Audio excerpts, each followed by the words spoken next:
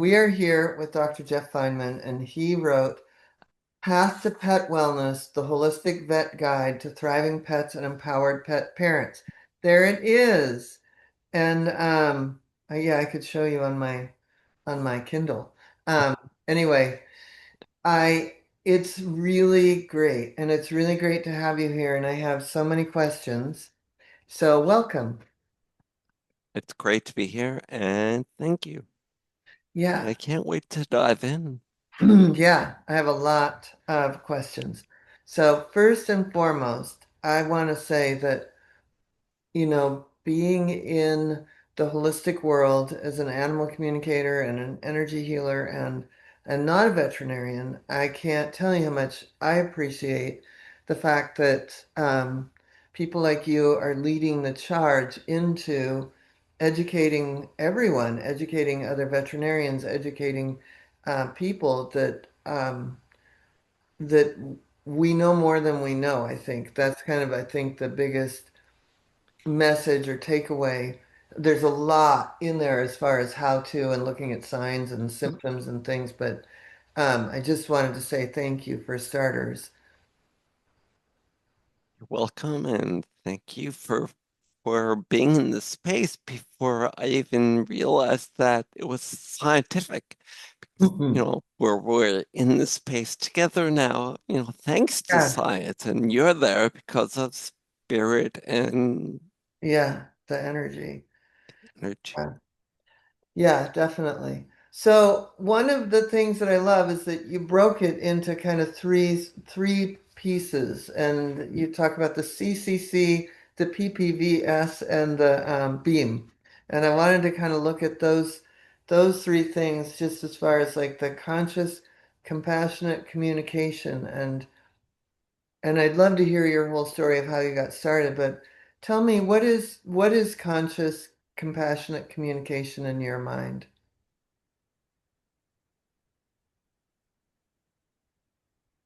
It it's aligning with your animal. I mean, I guess the question I ask me before that is why? Why even talk about conscious and compassionate communication? And the reason I wrote the book and the reason for CCC is really just to optimize their health. And when we are able to connect consciously and be compassionate and communicate clearly, we help them align, we help them get better, we help them have better qualities of life, and that same clear, conscious, compassionate communication helps us as well.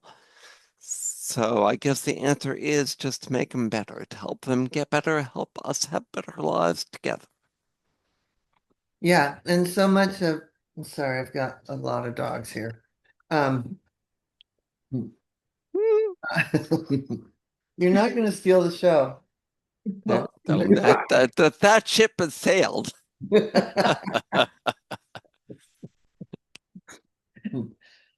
We're gonna. All right. Anyway, so yeah, I mean, I've spent my life communicating, but it's fun to really see, that you put value on it too. And so, okay. All right, you guys, we're gonna, yeah, come on. They can, they can, otherwise. I can say, yeah. Um, so how did you, I have lots of notes and questions and things like that because I have specific things, but um, how did you, how did you decide you wanted to be more holistic? Observation. My background is in the pure sciences, and after a decade of working as a purely conventional veterinarian, I began to realize that there was something more, and I began exploring the holistic world, and that's what led me to, the importance of nutrition and supplements and all the things that aren't energy. Yeah. because we don't learn about any of those energy things in the physiological world, in the physical world. In the Newtonian world, we don't buy into that quantum stuff. Quantum healing, come Mhm. but it led there. Um, because it inevitably leads there. I mean, what does Marianne Williamson call it? The universal curriculum. I mean, it's always the same thing. Aldous Huxley called it perennial philosophy. It's always what we're all, whether it's any of the indigenous tribes, whether it's an open-minded scientist, whether it's someone who's innately connected with the animals, like I suspect you are, and Linda is, and Barb is, and a lot of communicators I know are. It all leads back to joy, love, happiness, and alignment. Yeah. And I think we're done, Joan, because that's Okay, really that's all that's it. that's all we have to talk about. Um, but one of the things that I thought I loved the story in the beginning where you talk about, I'd love for you to share it, where you did an experiment on holding your breath and to see if you could stay warm in the cold, because maybe you could be Mm. doing that now with all the snow you have. Uh-oh, and now it's my turn. Your dog. I'll mute for 1 second.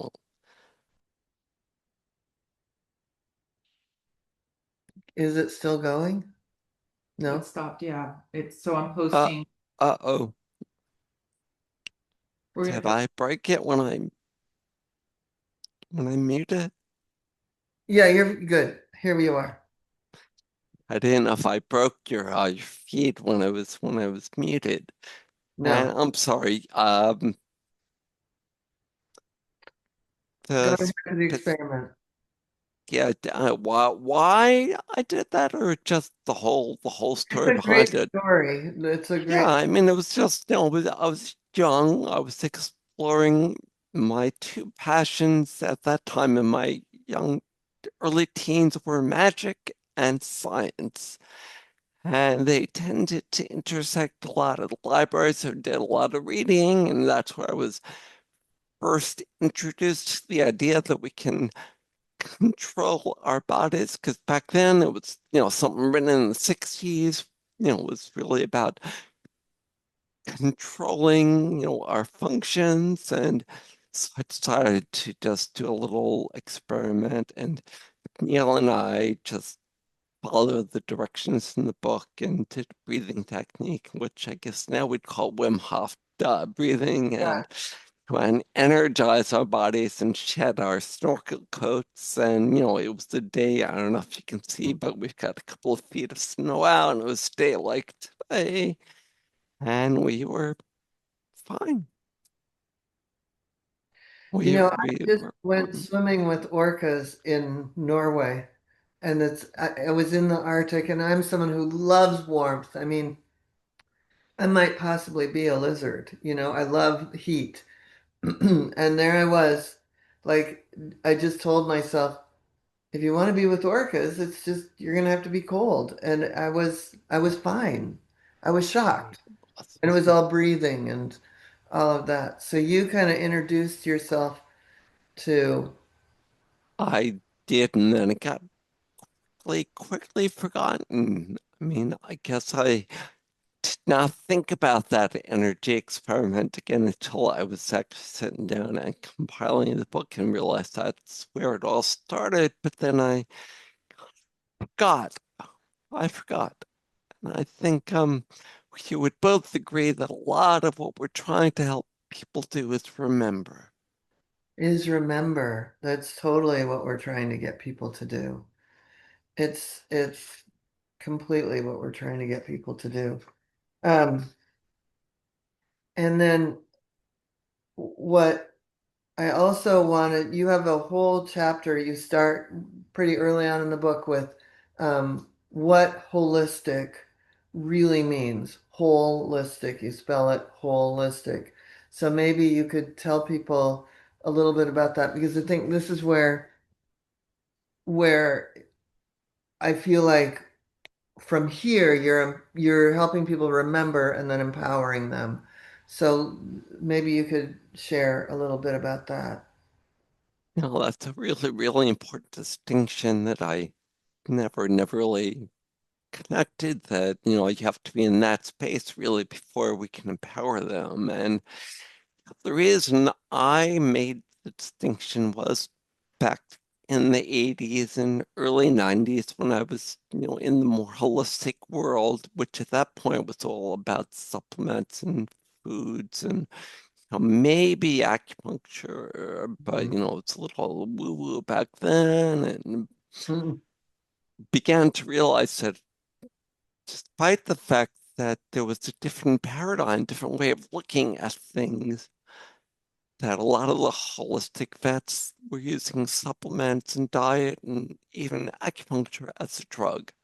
So here is the pain. I'm gonna the needles in these spots based on the pain. And what I was beginning to learn science was through systems of medicine that that's not the way the body works. It works as a unified whole, that you need to look at the whole in order to repair or improve or optimize the part. And the whole includes the energy, of the body, which is reflected in spirit, reflected in love. It's reflected in all of the untangibles, intangibles that we are so important. But that's a holistic vet. They embrace the whole. They are looking at things differently than we learned in vet school. You can be a holistic vet with an age and Yeah. still be based in the physiologic paradigm. So this for that is just, where you're fighting against disease, you're fighting, right? Instead of holding it and letting it blossom. It's funny. I want to say that actually, I think that way also about what you're saying about like acupuncture becomes just almost the same thing that they use in the Western medicine in terms of like we're fighting this thing. I feel like some people even go to an animal communicator because they think it's going to be a fix and they're not looking at the whole picture. And that's one thing we really do. Yeah, and that is why, in my mind, the animals, and in this case, the animals via the animal communicator, can be a vehicle to help people awaken. My own postulate is that the more we help them, the more we're going to help ourselves, the more we're going to raise that universal level of consciousness that's going to help the whole world. I agree 150%. Because my whole thing is I always say that animal communication will lead us to global peace because if we communicate with them and we're in this whole field of energy where we're just helping them, we'll remember we're actually animals also and start liking each other again. Remember, again, remembering is the key, isn't Yeah. it? Yeah. I call one of my whole uh, workshops that people come to, I call it the Remember Intensive because it's remembering we can do this. And not doubting ourselves. I talk about building resilience a lot, which is the opposite of the third part of the book, which is all about susceptibility. 'Cause susceptibility is what gets us sick in the first place. Yeah. When I talk about building resilience, I think 'cause I'm a simple guy, and to me, you go to the gym, you build up your muscle strength, you get more resilient. It's like my favorite exercise in the gym, and I keep doing this because it's lat pull down. The latissimus dorsi are muscles, important big muscles, and me, lat, L-A-T, is listen, accept, and trust. As you listen, accept, and trust, you build resilience in yourself, your animals, and in the world. That's really beautiful. We have something similar in the school, just as far as like building the telepathic muscle, the confidence muscle, like, but resilience is a great overall, like, that's Mm. the package. Um, I would love to go into the whole thing of what you talk about susceptibility, but before we get to that, what what is it that people aren't even so let's say they've got a chronic thing or something going on that they're realizing I mean, you have a whole breakdown in there, and I call it all the things that people freak out about. Yeah, You know, yeah, when so people at the throwing so up. Yeah. I mean, people like will run to the vet because their dog threw up, and I'm like, well, your dog just threw up. Like, I don't know. Anyway, that I would love for why I'm so grateful that you put that whole breakdown in there, but I would love to talk about that.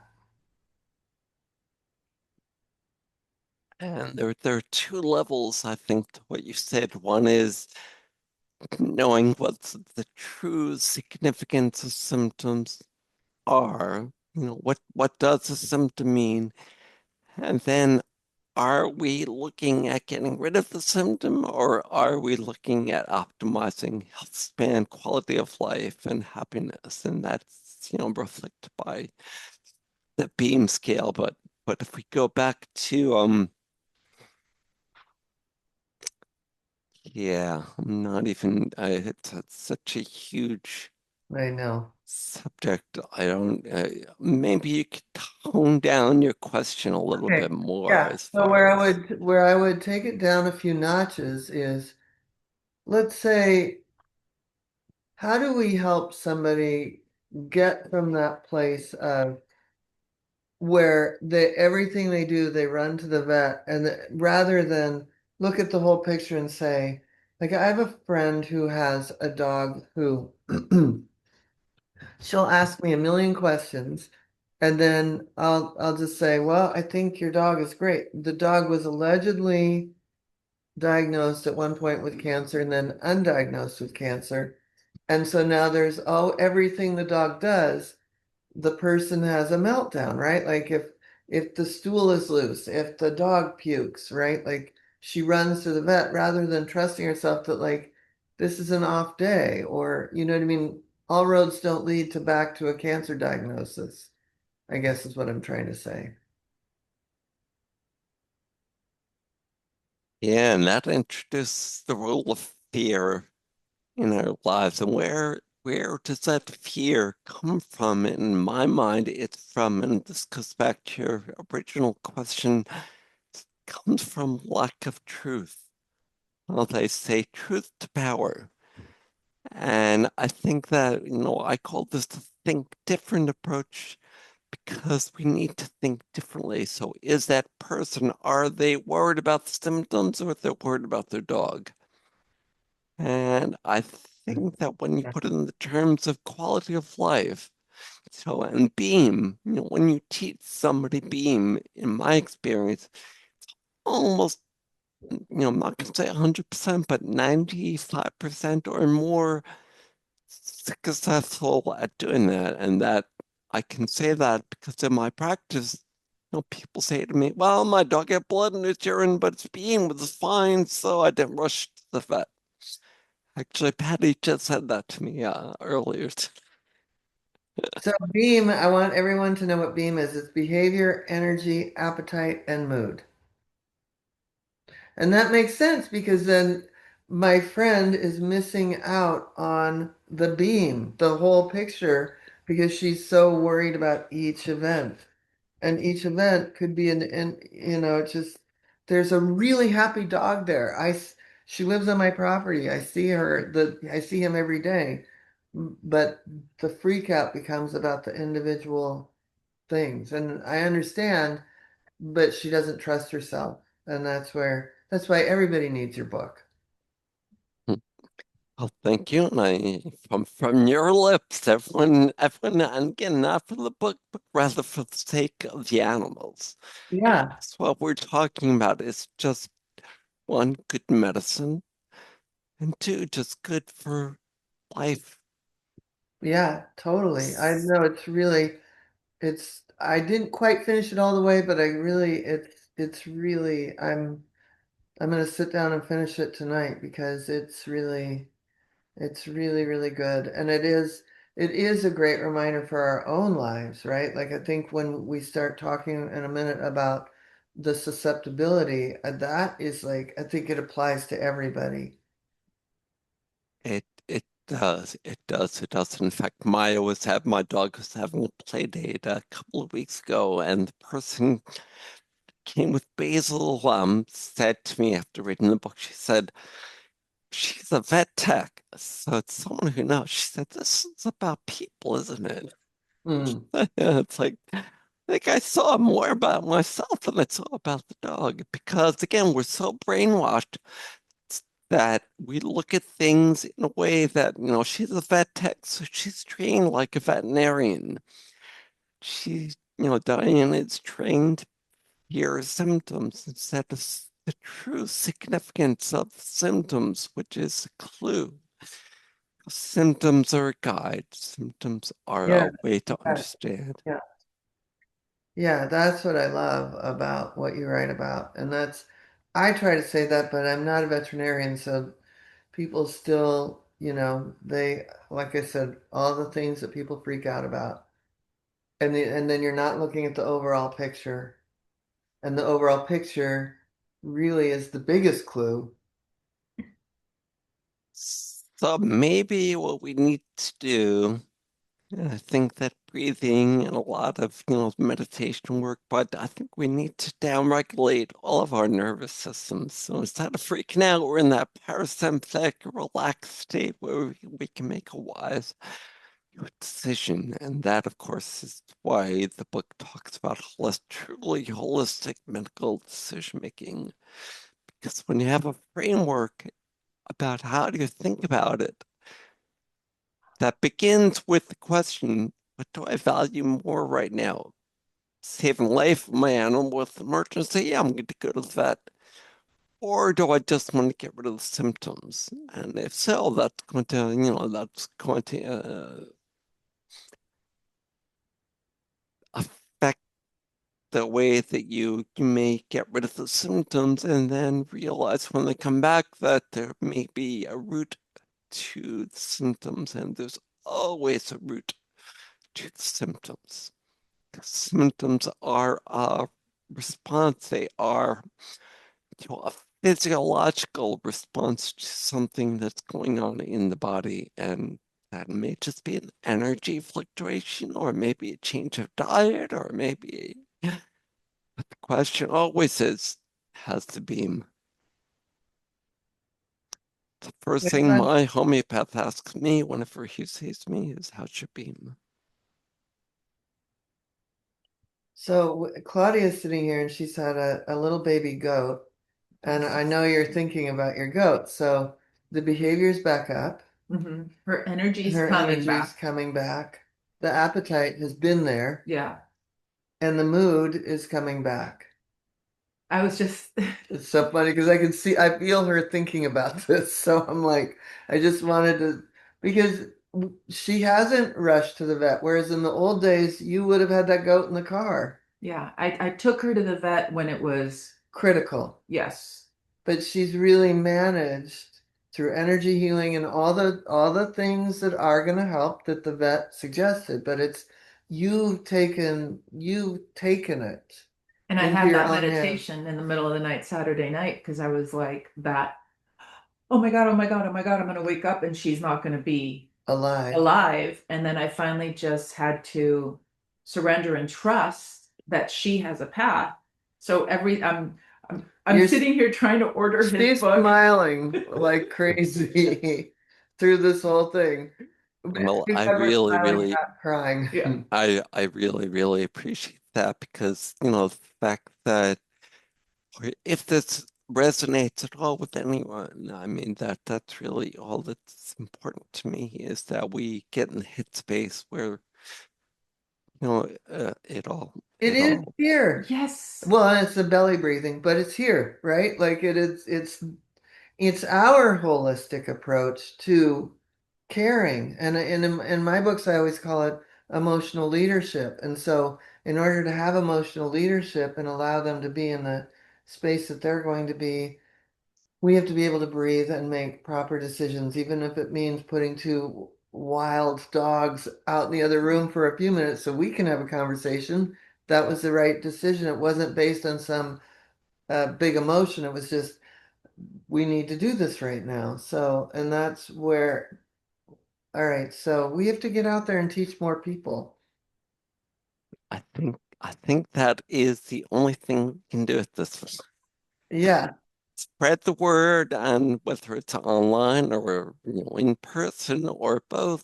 I certainly look forward to your book tour, and hopefully bumping into you in the store that we just talked about.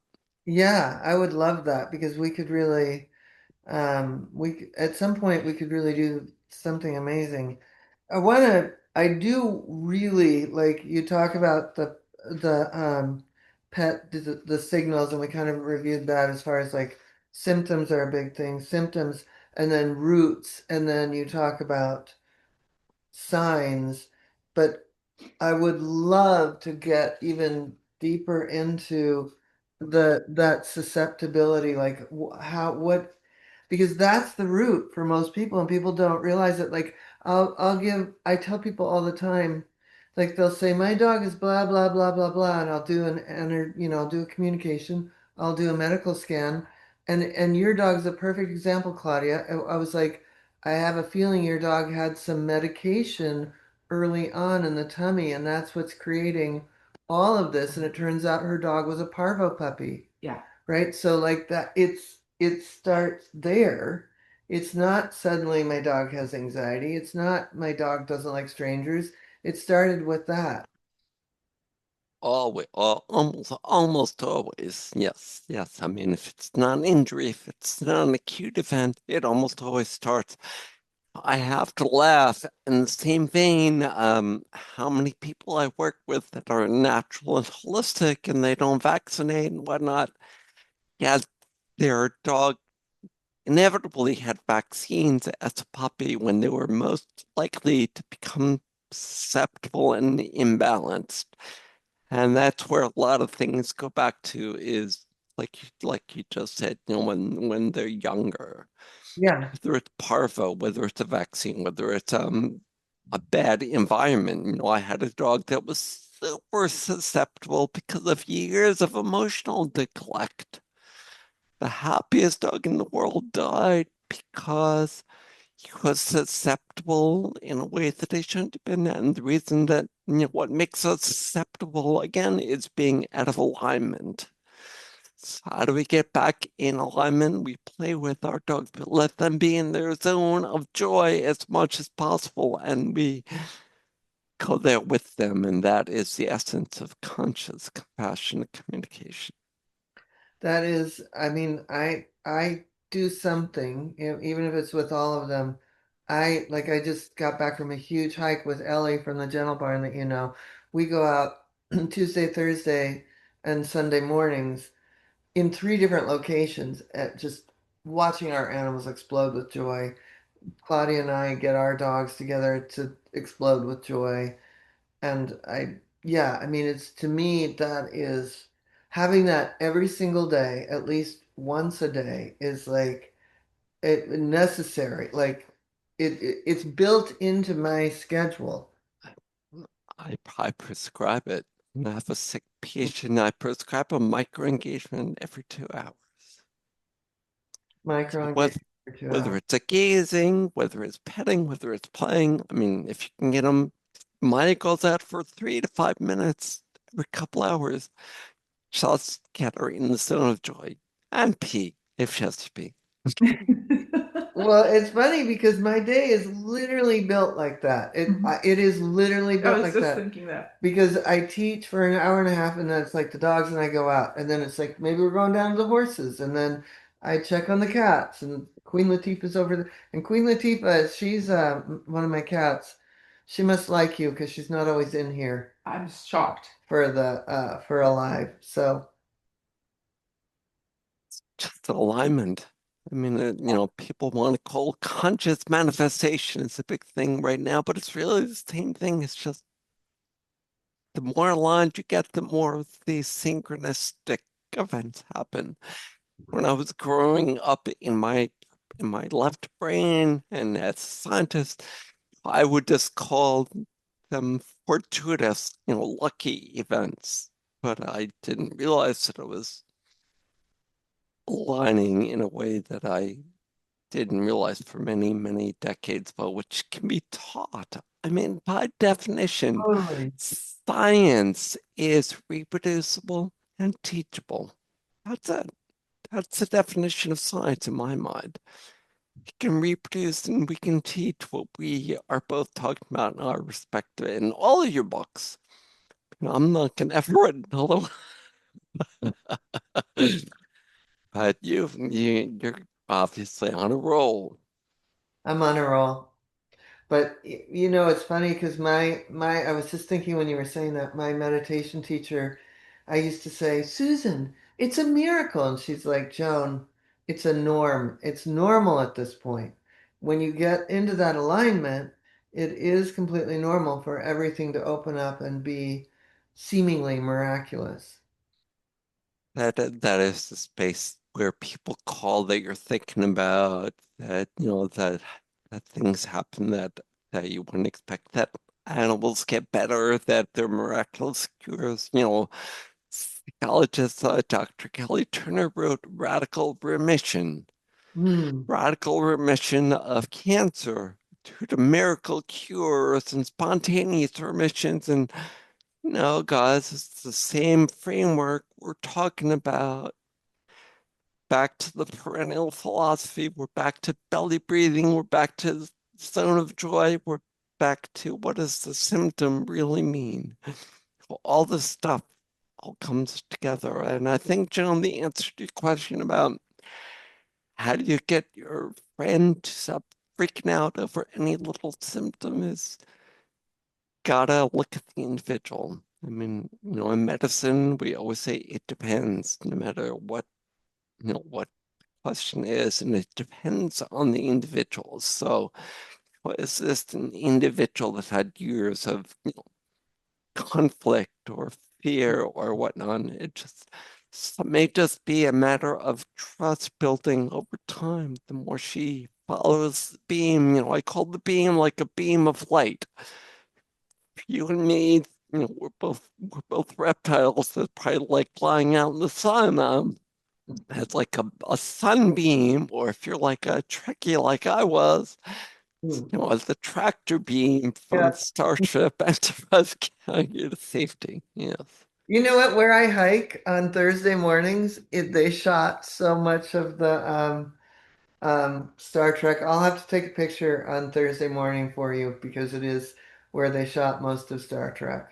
That's so funny. Awesome. Awesome. I can already visualize Shatner with his shirt off fighting among the canyons and the hills. Yeah. Yeah, there's some really cool rock formations there. It could be the moon, but it's here in outside of Santa Clarita. So what are some more ways that people could let's so the tummy, right? Like the parvo puppy. I just want people to recognize a few other ways that maybe susceptibility was already there to begin with. This isn't some random cancer. This isn't some random diabetes. This really was built in with who they are, and whether it's mental, physical, emotional, spiritual, like this was going to happen if we didn't kind of keep our eye on this thing. Well, I guess my answer would be that it's helpful to first at least be aware that that's a possibility. And then the next step would be look at your animal's history. For example, I've got a kitty cat right now. It's only 5 years old. It's got chronic diarrhea and it's been peeing all over the house and blah, blah, blah. I looked in the records before we rescued her. Guess what? She did that, and every drug that is given to get rid of a symptom is a way for that symptom to continue and persist. Ooh, yeah. Exactly. It's like a little It's like Carl waterline. Jung says, what we resist persists. Mhm. So we want to work with it. We don't want to work against it because that's really the paradigm shift. Sorry, I'm hearing loud banging over there, but it's Maya sleeping and having a dream, and it's her tail hitting. Oh, that's funny. Yeah, I probably couldn't show it. Anyway, yeah. So I think that is maybe an easy way to understand the paradigm shift rather than physiologic versus energetic. Do we want to work with life or against it? Well, a symptom, any symptom, is the body's way of expressing itself. So do we want to just shut it up or do we want to talk it out? Do we want to work it out? And one of the challenges for animals is that if they don't have a good exercise program, if they don't have a great animal communicator, if they don't have a good body worker, and they're in a pressure situation, they don't have the way to express how they're feeling about certain things, and therefore it becomes the symptoms are going to just like fly out. Right, right. Yep, yep. And that's why, we talk about getting the best of both worlds. When you have that acute flare up and you feel driven to go to the vet, go to the vet, but realize what you're doing is you're putting a band-aid on a problem that may or may not go away and may or may not ever come back and may or not actually even become a worse problem because the root is still growing. So the weed is gonna, be even stronger when it comes back. So there are a lot of veterinarians that haven't had the paradigm shift yet, right? So in their world, their answer often is just the constant antibiotic, antibiotic, antibiotic. And so then we're going to watch it cyclically just continue to get worse and worse and worse. Exactly. And when you talk about Hmm. predisposing to susceptibility, we know that what you just described is going to raise susceptibility by imbalancing the microbiome. I mean, that is an inevitable effect of even one dose of an antibiotic is that you're going to kill off some of the good bacteria in the body. And that, maybe one of the things to look at is that if you're not say on an anti, if you decide that, now's the time to work against life, that maybe that just means that you have to work harder to restore life and Yeah. continue afterwards. My preference is always to start before. Frequently with homeopathy, we can resolve things like, blood in the urine or other things that drive people to the emergency room. But even if we don't, I prefer to start early, which gets the vital force geared up to do something, but then the symptom gets depressed, and then afterwards you go back to homeopathy. And the vital force is something that is so, when you're shutting down symptoms, you're chipping away at the vital force. Exactly. And people wonder why sometimes after a successful treatment or a successful this or that, wonder why their animals are no longer as vigorous or they don't eat as well, and that is because of exactly what you said. And there are actually drugs that directly affect the vital force as well. There actually is a hierarchy. There's certain drugs that are more potentially more harmful than other drugs. There are benign things that we can do, but Hahnemann taught us, and what we know in science is that everything we do to our bodies is going to have consequence. Everything we do to their bodies. So even if they get a benign drug, it can affect something. But again, the more susceptible they are, more likely they're going to get an imbalance secondary to whatever happens. And sometimes something, even if it's a drug, is supporting an element of the life force, but you still have to then address how you're going to counter that. For sure. And the beauty is the body is always going to show you the way. The body, whether it's the nature of the diarrhea or the nature of, other GI stuff that happens afterwards, body's way of telling you I need help. And that's where we come in, Joan, to try Yeah, and restore balance. yeah. Okay, I feel like there's another conversation we have to have, or many more conversations. But I want people to know, show them your book again. I could show them the Show your Kindle. That's the book. Path to Wellness. I've got it on Kindle. Um, anyway, and there's so many cute illustrate. Oh, Wait, I just lost a cute illustration. other way. Oh yeah. That It's that was really very Oh my God. beautiful. Oh, Oops. you and can. that was Happy the guinea pig. And I was very, very fortunate to get connected with a hugely talented artist, Yeah, Italian artist, yeah. Your artist is amazing. There's some really that you and your friend going out into the taking your jacket off on your experiment and yeah, just all of it. It's really they're very beautiful illustrations. Yeah, Raphael did a beautiful job. So thank you for that. Yeah. Well, I want to thank you for joining me today, even with all of our technical challenges. This has been awesome, and I know that I just have a feeling that there's more we have to do to just get the word out. Get the word out. Like y your book really helps people empower. It could empower them to because even if you do run to the vet, you still have to have autonomy. And that's what people lose when they walk in the door.